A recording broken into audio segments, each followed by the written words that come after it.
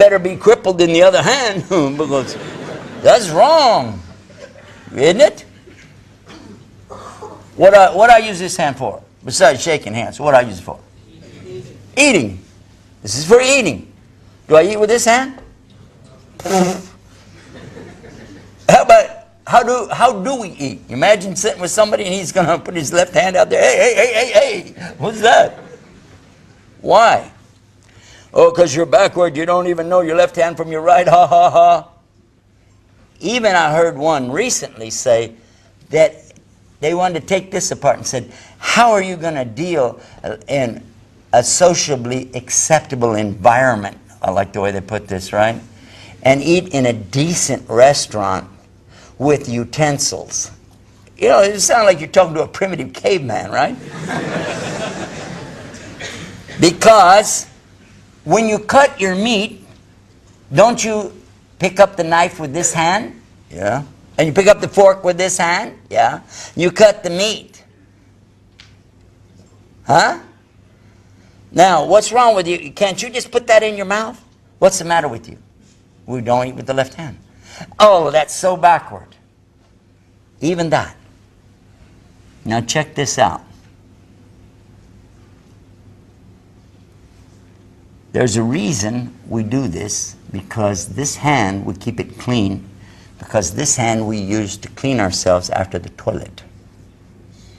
Oh, how backward. Don't you use paper?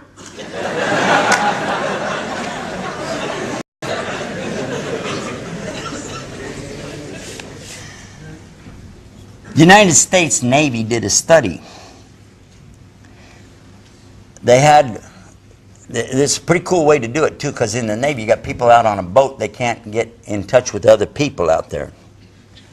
And what they did, they had people washing their hands before and after their meals.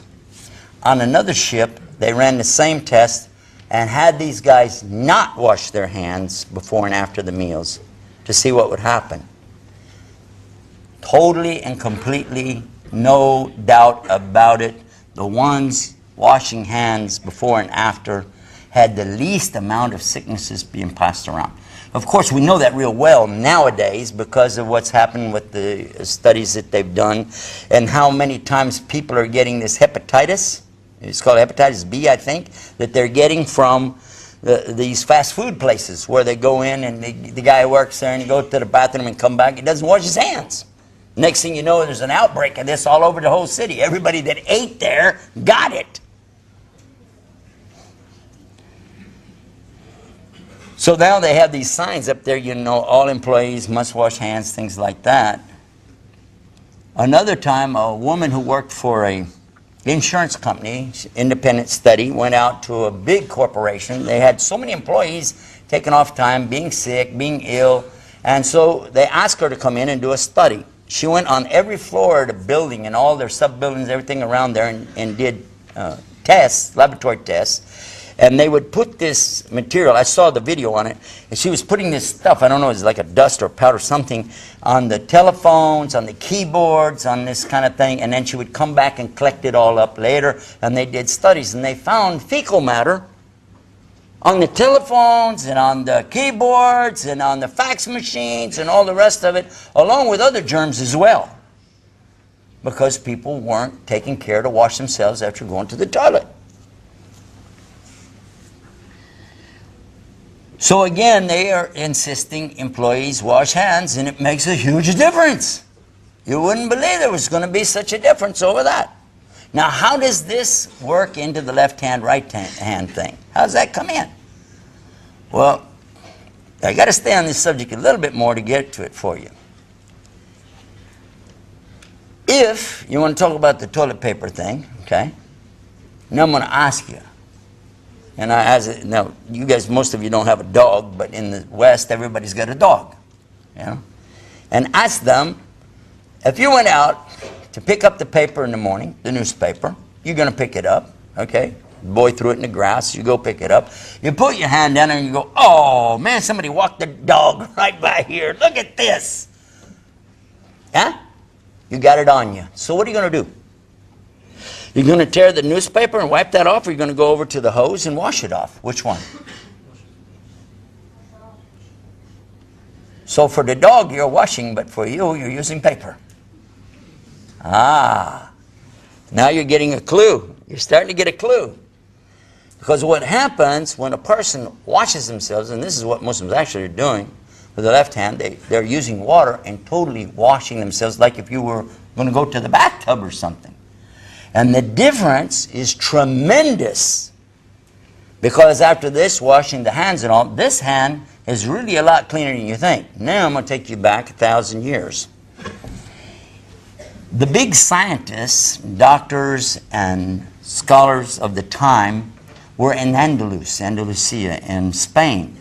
And these people were Muslims, and they were using the principles taught by Muhammad 400 years before them, and they were analyzing these things, talking about, being very philosophical about these things. People like Ibn Sina and Rushdie and other people like this that are still today mentioned in the medical books, history books.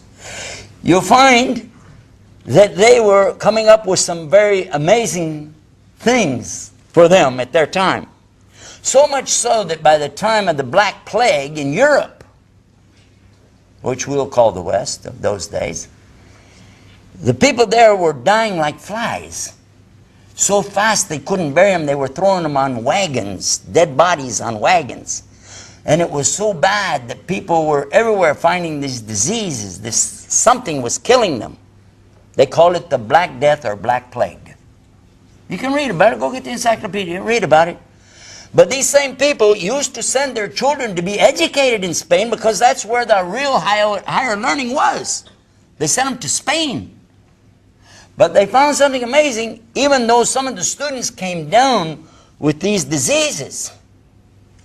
It was only the students that came from Europe, but none of the locals got it. Why?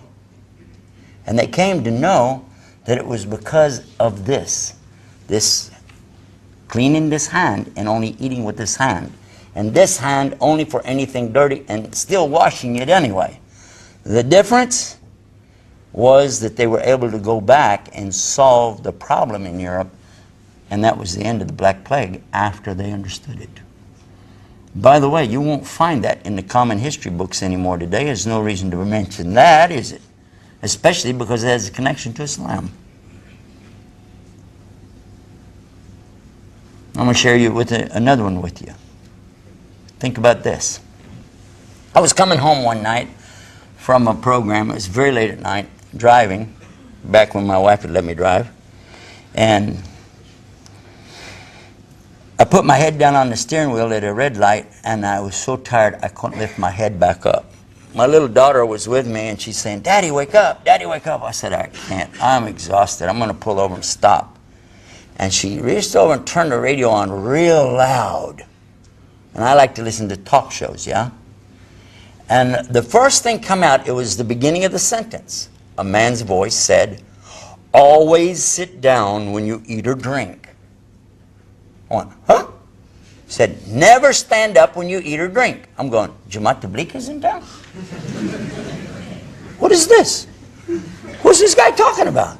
You know, in Jamaat Tabligh, they always tell you that, don't they? Sit down when you eat or drink. This is Sunnah Rasul Sallallahu Alaihi Wasallam. You sit, you know, when you eat or drink. You don't stand up. And I'm thinking, what's this? He began explaining the damage that's caused, starting at the neck and going all the way down. And he described all the kinds of problems, from the hiatal hernia to the pulling and tearing here in this part in the stomach, and all of the operations that could be avoided if people would just sit while they eat or drink. I mean, I was wide awake. I drove all the way home listening to that. But now you got a problem. Because now if you realized what he said and understood all of the damage done to your body by standing up, so now you're going to sit down when you eat or drink. Are you doing it for Islam, for Allah, or are you doing it for your health? Makes sense? 1,400 years ago, somebody giving you advice. You make fun of it until you find, oh, it really works? Yeah, he was probably having a lucky guess. Huh?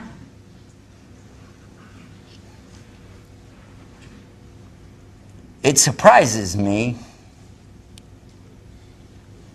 that the Muslims don't pick up on this faster.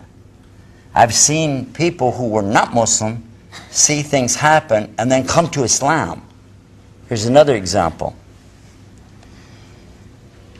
I used to be in a wholesale bag business, plastic bags to a distributor, and I would go around different places and set up dealers. And I happened to be waiting for a person to get done with a customer in a store once. And he had a vitamin store, health food store, things like that. And I'm just walking around looking, and what has he got going here? And he had something there in the toothpaste department, health toothpaste of some kind. And the claim on this toothpaste thing says that it's the only substance on earth that can remove plaque and tartar from your teeth without damaging the enamel. It improves the gums and even cleans the tongue and all the way down into your stomach. And it mentioned the ingredient, some technical name that I still can't pronounce, but it said it comes from siwak. Huh? From what? Miswak. Yeah? And it showed a stick on there, and it was trimmed back. And I saw it. I said, that's a miswak stick. And I turned it over, Dr. Muhammad's toothpaste. $4.75 for this little, small, huh? And you still have to go buy a toothbrush. Or if you use the real miswak, instead of getting 1 or 2%, I think that's what it said, it was on there, you get 100% and use the toothstick that the Prophet ﷺ used. And I've heard people today say, oh, you know, that's so tacky.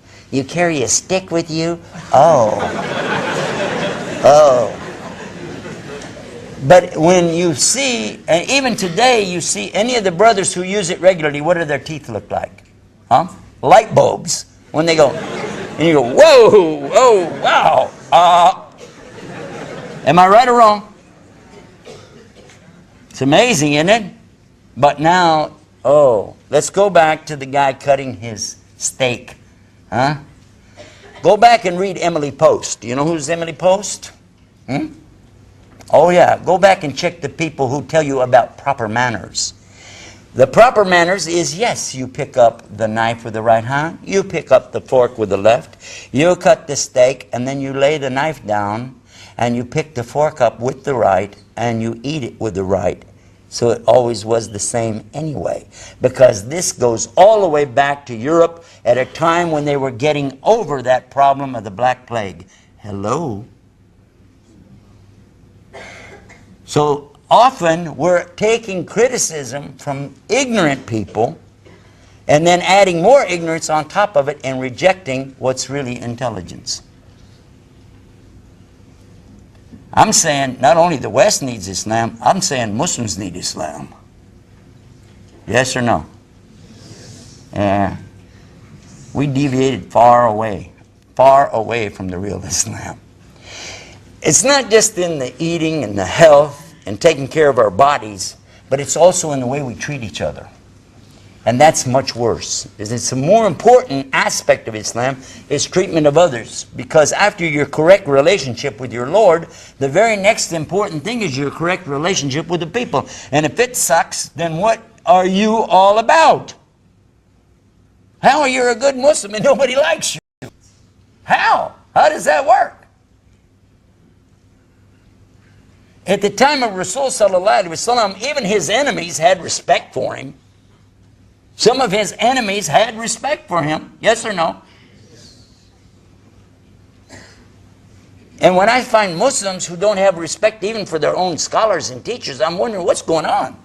What is this? Where's the proper behavior? One of the things that happens is the boob tube. But you start watching that thing, and you watch these scenarios that they fabricate and put on there, and you start thinking that's how people really are. And one of the things that we notice more than anything else is the bad treatment given to parents in most of these programs. And that's not new. That didn't just happen last week. That's been going on since the 1930s, before there was television. All the way back to the time of